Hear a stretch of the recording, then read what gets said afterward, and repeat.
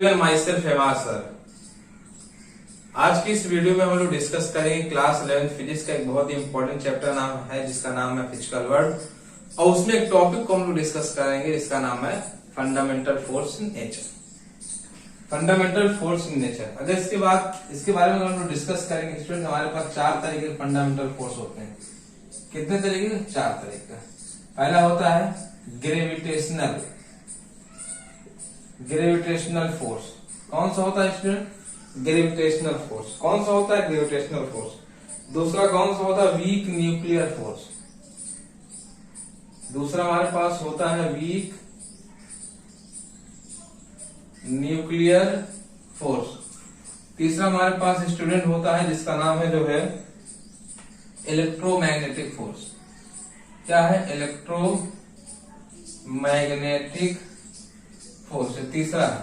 और चौथा हमारे पास होता है स्ट्रॉन्ग न्यूक्लियर फोर्स। कौन सा होता है? स्ट्रॉन्ग न्यूक्लियर फोर्स 4 नंबर पे आता है।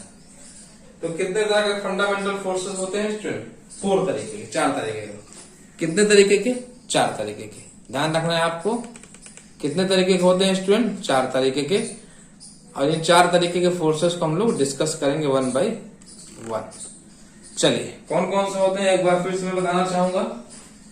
पहला ग्रेविटेशनल फोर्स, दूसरा होता है वीक न्यूक्लियर फोर्स, तीसरा इलेक्ट्रोमैग्नेटिक फोर्स, चौथा स्ट्रॉन्ग न्यूक्लियर फोर्स।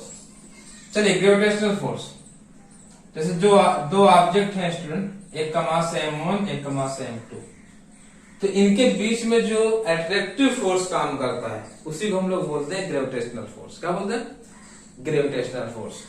जो हम लोग बोलते हैं the gravitational force is the force of mutual attraction between any 2 object by virtue of their masses.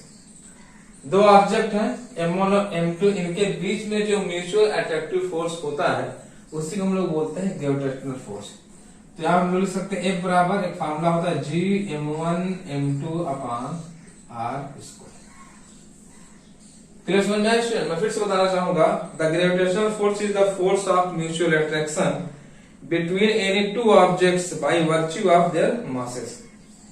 चलिए कुछ इंपॉर्टेंट कैरेक्टर के बारे में बात कर लेते हैं ग्रेविटेशनल फोर्स से। कौन कौन से इंपॉर्टेंट कैरेक्टर है? These are the weakest force in nature. क्या है? These are the weakest force in nature. दूसरा gravitational force obey inverse square law. Gravitational force obey inverse square law, that is they vary inversely as the square of the distance between the 2 bodies.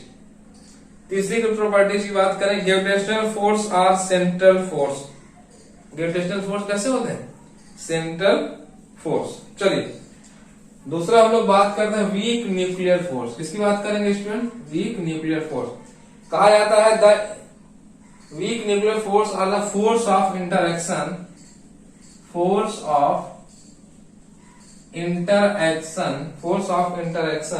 Between elementary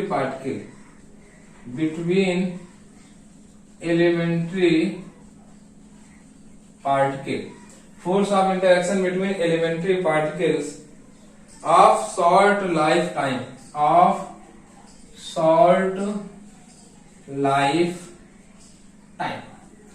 clear समझ में student? ये हमारे पास कौन सा होता है? Weak nuclear forces.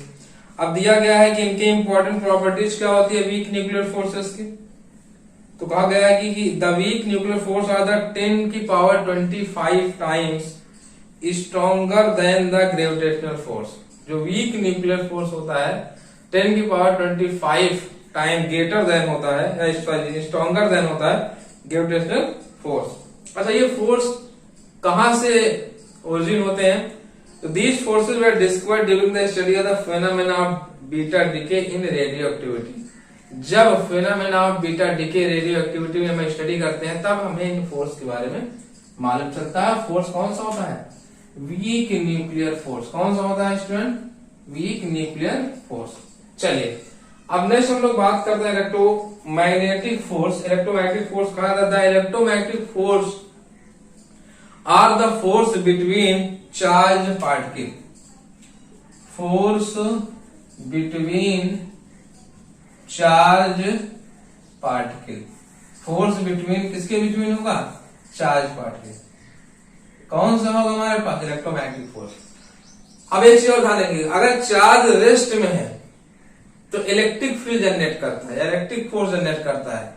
अगर charge motion में है तो इलेक्ट्रिक फोर्स मैग्नेटिक फोर्स दोनों जनरेट करेगा, ये आपको मालूम होना चाहिए।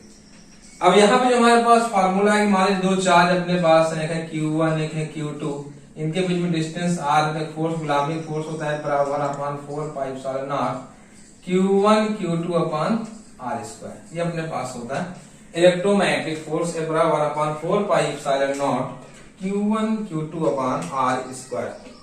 क्लियर समझ में आया स्टूडेंट? चलिए अब इनके कुछ पॉइंट को हम लोग डिस्कस करते हैं जो है। तो कहा गया है कि दीज फोर्स में बी अट्रैक्टिव और रिपल्सिव। ये फोर्स अट्रैक्टिव भी हो सकते हैं, रिपल्सिव भी हो सकते हैं। कैसे?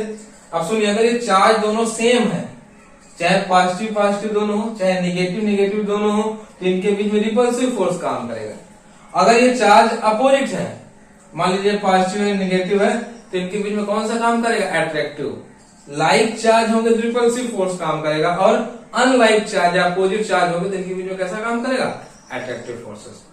क्लियर समझ में आया स्टूडेंट? दूसरा, ये कूलॉम्स लॉ जो है वो इनवर्स स्क्वायर लॉ ये भी फॉलो करते हैं, जैसे ग्रेविटेशनल फोर्स हमारा फॉलो कर रहा था। ये भी सेंट्रल फोर्स होते हैं, जैसे हमारे पास ग्रेविटेशनल फोर्स सेंट्रल फोर्स होता है।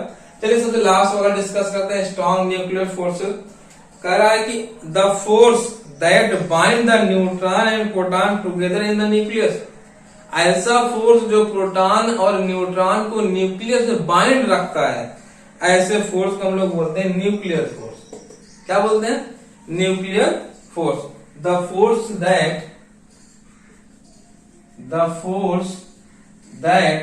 Bind the neutrons and proton, the neutrons and protons together in a nucleus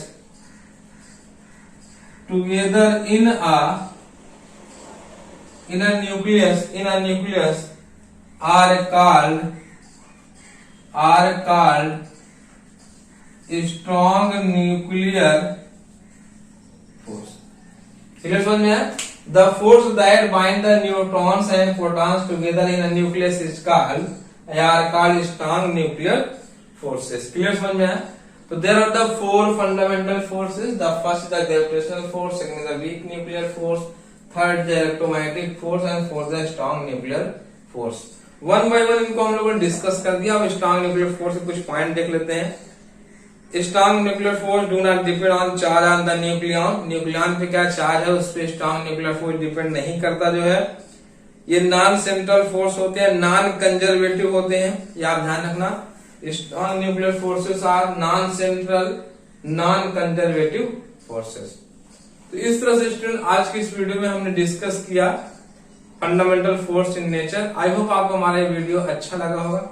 तो मिलते हैं नेक्स्ट वीडियो में नेक्स्ट टॉपिक के लिए। तब तक के लिए कहना चाहूंगा, अगर आप हमारे चैनल पे नए हैं तो प्लीज चैनल को सब्सक्राइब कर लीजिए and press the bell icon for the latest update.